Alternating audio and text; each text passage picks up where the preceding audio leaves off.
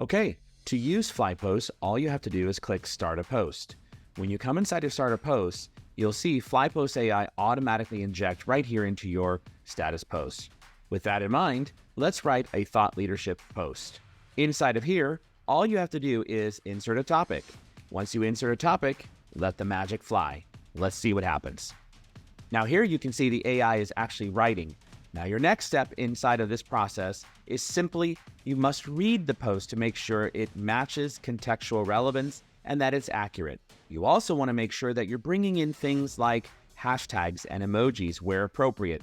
And furthermore, removing any signs of AI. For example, a star right here that you see there or there, you want to delete those things because that's a true telltale sign that AI was leveraged. Once you're done, make sure you tag your company and tag other individuals and simply hit post. That's how you use FlyPosts AI in less than 30 seconds.